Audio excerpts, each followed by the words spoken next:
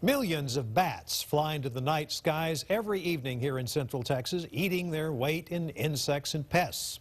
Now scientists are developing ways to track them using weather radar. Meteorologists use radar to detect and track storms, of course, but they also pick up biological scatter like migrating birds and feeding bats. Central Texas is ripe for this research. Bracken Cave, northwest of San Antonio, is the largest local bat colony. The Congress Avenue Bridge here in Austin is home to millions. There's the James River Cave, that's near Mason, and another urban colony living under a bridge on I-35 near Georgetown. Frio Cave is west of San Antonio, and that's where KXAN's Natalie Stoll met up with the scientists. This is the top of the line, brand new mobile radar or Doppler on wheels built to crisscross the plains. But its first full mission isn't tracking tornadic storms.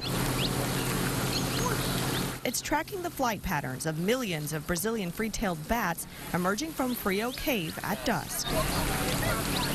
Now we're really focusing on censusing how many bats we think are coming out of Frio Cave.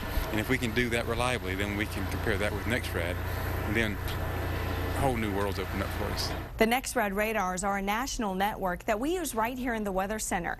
And while most days we're just looking for rain, sometimes we notice this. It's the bats emerging from Bracken Cave. And it's this information that biologists are most interested in because there's 20 years of it archived away all across the country. It was underutilized, I'll put it that way.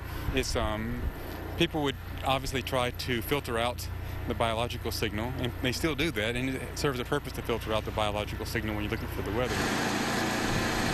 Just like a Doppler radar can estimate how much rain is in a rain cloud, these scientists from the University of Oklahoma and the University of California, Santa Cruz hope to use the same idea to count the number of bats in a bat cloud. The farmers in this area, not everybody realizes it, but it's their friend. The more bats, the healthier the colonies are, the less pesticides they have to use. The project has no fancy acronym. Dr. Chilsing calls it Stone Soup Science, after the children's fable. The funds come from OU's College of Atmospheric and Geographic Sciences and the National Science Foundation.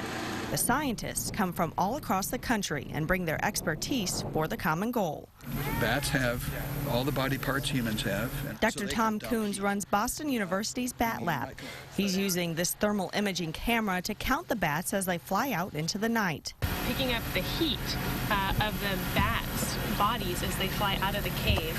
They'll compare that information with the mobile radar data, where the bats show up as a blue cloud, and eventually with a national radar network. Notice the green and blue. That's the bats emerging from the cave. We've had to always be on the forefront of technology to understand what's going on with the bats because they're difficult to study because they're flying around at night. And so having a tool like the radar, and different kinds of radar, where we can really see the bats at the way that they're using the landscape is pretty phenomenal. In Uvalde County, Natalie Stoll, KXAN News.